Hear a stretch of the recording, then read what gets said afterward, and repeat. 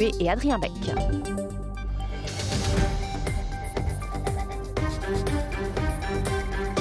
Bonjour Julien Dive. Bonjour. Député Les Républicains de l'Aisne. Encore un naufrage samedi dans la Manche. 6 Afghans sont morts alors qu'ils tentaient de rallier l'Angleterre. Qui est responsable ? D'abord, il faut avoir de l'émotion et surtout avoir une pensée pour les familles des victimes et les victimes elles-mêmes, pour leurs amis. Et on peut que malheureusement déplorer encore une fois ces naufrages. Vous savez, je crois qu'il y a une explosion, enfin c'est même pas je crois, les chiffres sont assez parlants. Depuis le début de l'année, 22 000 je crois, tentatives ou actes de traversée de la Manche depuis Calais. C'est à peu près une cinquantaine de milliers depuis un an. En fait, le phénomène a beaucoup changé. Il y a une multiplication qui s'opère depuis maintenant les terres. Les départs se font plus sur la côte forcément, se font depuis les baies, la baie d'Authie, la baie de Canche, depuis les affluents finalement de la Manche. Et il y a une organisation qui se fait parce que les zodiacs, ça se fait par petits zodiacs en fait, on parle de small boat. Les zodiacs sont achetés sur des plateformes en ligne par les passeurs, puis sont affrétés jusque la région de Calais, puis il y a une organisation qui se fait pour la traversée via ces affluents de la Manche. Donc très honnêtement, je pense qu'aujourd'hui, il y a des moyens qui sont mis en place, c'est vrai. 50% des gendarmes réservistes de France sont mobilisés pour le contrôle sur la bande littorale de Calais.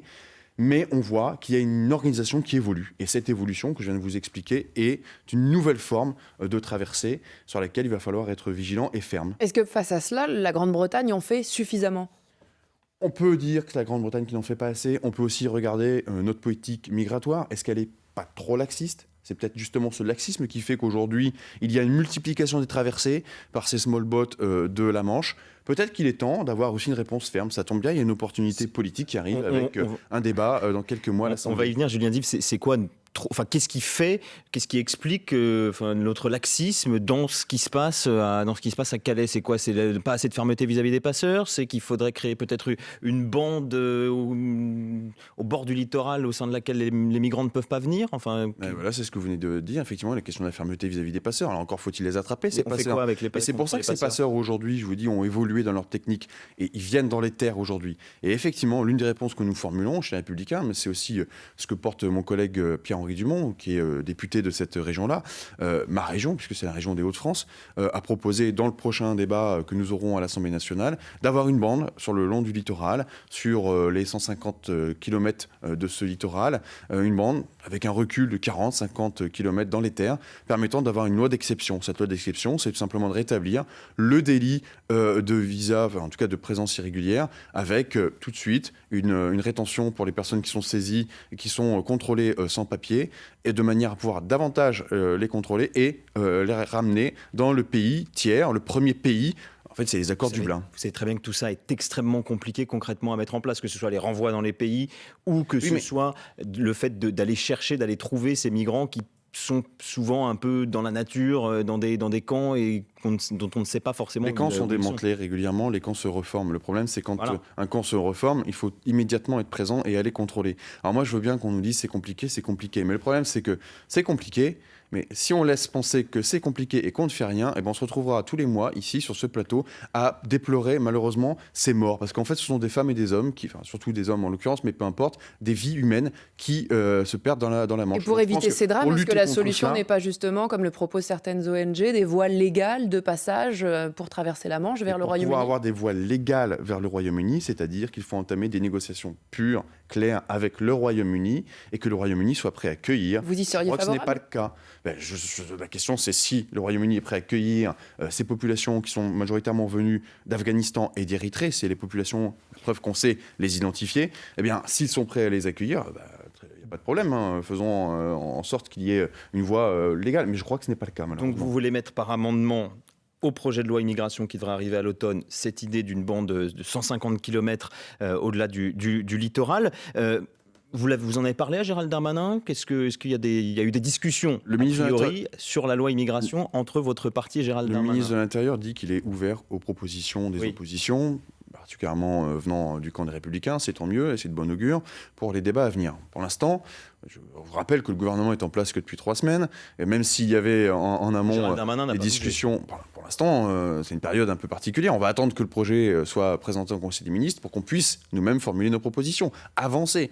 Nous avons un certain nombre dans notre corpus de propositions, un certain nombre de propositions formulées sur la table, comme celle-ci, mais il y en a bien d'autres.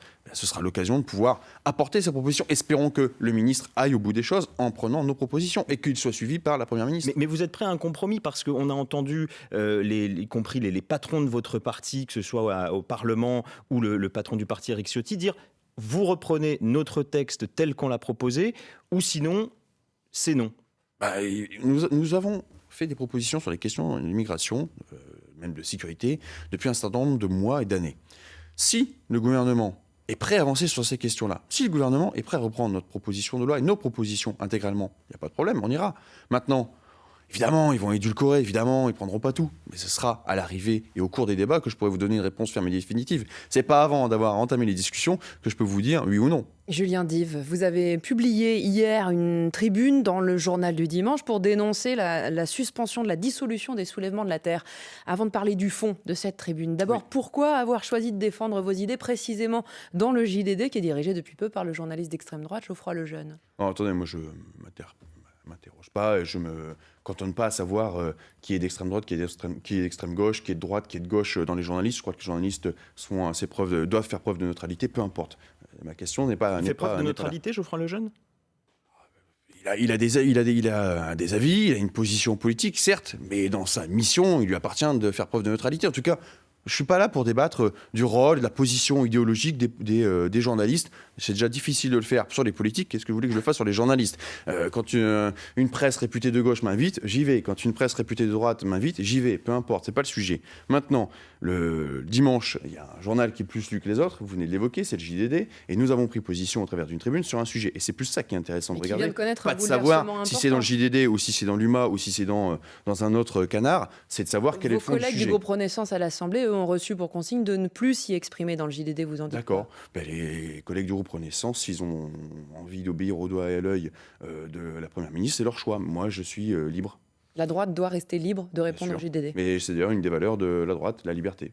Vous restez avec nous, Julien Dive, député Les Républicains. On se retrouve dans un instant pour poursuivre cet échange après le fil info qui arrive avec Elie Abergel.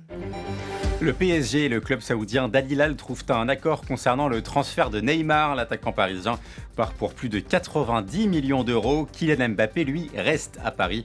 Il est de retour dans le groupe professionnel après 2 semaines de mise à l'écart sur fond de bras de fer. Au sujet de l'avenir de la superstar, l'attaquant veut aller au bout de son contrat l'été prochain, mais Paris ne veut pas qu'il parte libre. La grève des assistants de régulation médicale du SAMU continue. 7 antennes sur 10 sont touchées. Ce sont eux qui décrochent quand vous faites le 15. Ils dénoncent le manque de moyens et demandent 800 postes en plus sur les 2500 qui existent. 5 départements en vigilance orange. Canicule aujourd'hui, cela vous concerne si vous habitez la Savoie, la Haute-Savoie, l'Isère, l'Ain et le Rhône. Le bilan des incendies à Hawaï grimpe à 93 morts et pourrait s'alourdir encore. De nombreuses zones brûlées n'ont pas été fouillées. La polémique monte sur l'impréparation des autorités. France Info. Le 8-30 France Info. Adrien Beck. Agathe Mahuet. Et toujours avec Julien Dive, député Les Républicains de l'Aisne. On parlait de votre tribune dans le journal du dimanche. Allons sur le fond. Dans cette tribune, vous estimez que la dissolution des soulèvements de la Terre est une décision, la suspension, de la dissolution des soulèvements de la Terre est une décision éminemment politique de la part du Conseil d'État. Est-ce que vous n'êtes pas en train de remettre en cause, finalement, cette institution ? J'ai dit, et nous avons écrit, qu'il s'agissait d'une décision éminemment politique. Le fait est politique. Je n'ai pas écrit que c'était un choix politique. Pas la même chose. C'est un fait politique, évidemment. Le fait politique, lequel est-il ? Bien, c'est le gouvernement qui suit un camouflet, puisque nous soutenions la décision du ministère de l'Intérieur de dissoudre ce groupe. Je ne sais pas si on peut parler d'association, puisqu'ils sont en forme un peu plurielle. Ce groupe qui est les Soulèvements de la Terre, par rapport aux exactions qui ont été menées à Sainte-Soline en mars dernier. Dès lors, le Conseil d'État s'est prononcé sur ce qu'il estime être un manque de preuves. Or, les preuves sont assez évidentes. D'ailleurs, il y a, et nous l'avons précisé dans la tribune, il y a en ligne des tutoriels accessibles à tout le monde pour détériorer des bassines, etc. C'est de la désobéissance civile pour le Conseil d'État, tout ça. Oui, il peut appeler ce qu'il il entend la désobéissance civile s'il le souhaite. Il n'en reste pas moins que Et c'est les actions qu'il y a eu à Sainte-Soline n'étaient pas de la désobéissance civile. Il y avait des outils qui étaient destinés à faire des projectiles à l'égard et à l'encontre des forces de l'ordre. Nous avons tous vu ces images avec des véhicules de forces de l'ordre incendiés et qui ont fini en cendres. D'ailleurs, on a frôlé les drames. Donc, on ne peut pas dire que c'est simplement une basique désobéissance civile. Il y a quand même des actes de violence organisés. Et aller détériorer des biens privés, je veux bien qu'on soit désobéissant, mais à un moment, c'est la désobéissance et la destruction de biens privés. Des bassines, des élevages, des exploitations. Donc je suis désolé, à un moment donné, c'est un fait, oui, éminemment politique. Parce que c'est une décision politique, ce n'est pas ce que j'écris. En attendant la décision sur le fond de ce dossier, ce sera pour l'automne, Oui. Les Soulèvements de la Terre appellent à une nouvelle initiative, un convoi de l'eau qui partira de Sainte-Soline direction Paris par vendredi. Est-ce que les autorités doivent l'empêcher ? Un convoi, pourquoi voulez-vous interdire un convoi ? S'il est organisé, balisé et qu'il n'y a pas de gêne sur la voie publique... Mais il est organisé par les Soulèvements de la Terre notamment. Aujourd'hui, ils ne sont pas dissous puisque la dissolution est suspendue. Donc voilà, dès lors que ce convoi ne déborde pas, qu'il reste pacifique, qu'il n'y a pas de destruction, d'exaction ou je ne sais quoi, bon, c'est tout. C'est un déplacement, quoi. C'est un cortège qui se déplace. Il est où le problème ? Vous avez, vous, entamé un tour de France agricole avec plusieurs autres élus LR, Julien Dive, des déplacements dans des exploitations pour être prêt à discuter de la future loi d'orientation agricole cet automne. Vous avez déjà échangé avec le gouvernement à ce sujet ? Vous savez où tout cela peut aller ? Le gouvernement nous a présenté, dès le début d'année, en fait, le ministère de l'Agriculture, en fait, ce qu'il voulait mettre dans cette loi d'orientation agricole, autour de 3 axes: la transmission des exploitations, l'installation des jeunes, faciliter... Alors, quand on dit les jeunes, ça peut être les jeunes agriculteurs, hein, quelqu'un qui a une carrière dans le privé ou dans le public et qui décide à 50 ans de s'installer agriculteur, ça existe aussi. Et puis, troisième enjeu, faire face aux défis climatiques. Et donc, face à cela, il y a eu des concertations qui ont été menées dans les territoires, des propositions sont remontées. Le texte n'est pas encore sorti, il doit être présenté au Conseil des ministres. Plutôt que de rester passif, d'attendre les débats, moi j'ai fait le choix, avec une douzaine de députés LR, de prendre à bras le corps ce sujet. Déjà, c'est un sujet qui me tient à cœur, c'est un sujet sur lequel je suis impliqué, investi et pour lequel je suis aussi missionné par ma famille politique. Et donc, j'ai voulu monter ce tour des fermes de France pour aller échanger avec les différents types d'exploitations. Des jeunes qui sont installés, des moins jeunes qui sont installés, du bio, du conventionnel, des exploitations en conversion, et pas uniquement que du céréalier ou d'élevage, mais aussi des productions qu'on entend, donc on connaît un peu moins, par exemple tout ce qui est l'horticulture, tout ce qui est des exploitations qui se retrouvent en zone intermédiaire, ces zones où il y a peu de potentiel. Et c'est extrêmement intéressant de faire ce tour des fermes de France, qui est beaucoup plus pertinent que de recevoir des représentations ou autres à Paris. Et quand on vous parle peut-être à ces occasions-là d'agroécologie, vous ne faites pas le lien avec ce pourquoi se battent les soulèvements de la Terre, par exemple ? On aborde toutes les questions et je peux vous dire qu'aujourd'hui, ceux qui aujourd'hui sont engagés vers un enjeu environnemental, ce sont les agriculteurs. Moi, je suis désolé, mais chercher à confronter d'un côté des groupuscules qui s'en prennent aux biens privés, aux agriculteurs qui eux-mêmes sont au quotidien engagés pour nous nourrir. Moi, je pense qu'on ne peut pas avoir une vue de l'agriculture française depuis Paris. Il faut aller se rendre compte de ce qu'est l'agriculture française, ce qu'est notre alimentation, auxquels défis elle est confrontée, les enjeux, les efforts qu'elle fournit au quotidien pour avoir une alimentation de qualité et accessible à tout le monde en France. Julien Dive, Gérald Darmanin semble se préparer pour 2027. Est-ce que ça n'est pas un peu tôt ? C'est à lui qu'il faut poser la question, je sais Oui, pas. mais je la pose à vous. Il se prépare. Il prépare pourquoi d'ailleurs ? Pour aller coller les affiches ou pour être candidat ? Ça reste à voir. Il n'empêche qu'il a fait un choix. Je pense que ce choix est éminemment politique, pour reprendre ce que nous disions à l'instant, qui est de pouvoir se positionner pour la suite. Évidemment que nous avons tous en tête la suite de ce quinquennat, qui est assez particulier, où on voit les extrêmes de plus en plus tendus, en tout cas en tension et haut dans les intentions de C'est un peu sondage. son analyse à Gérald Darmanin qui s'exprime dans le Figaro en expliquant que la priorité ce sont les classes populaires. Vous avez cette fibre sociale là chez les Républicains. Vous pourriez le suivre, Gérald Darmanin ? Où il pourrait nous suivre. Peut revenir au bercail aussi, je ne sais pas. On verra bien ce que nous Tout serait pardonné ce que nous dira à l'avenir. Je ne sais pas.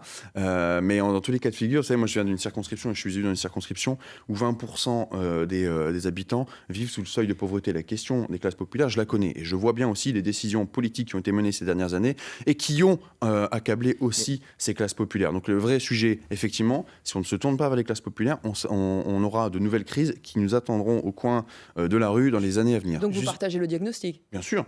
Justement, pour parler des classes populaires, Gérald Darmanin organise sa première rentrée politique à Tourcoing à la fin du mois d'août. Vous êtes invité.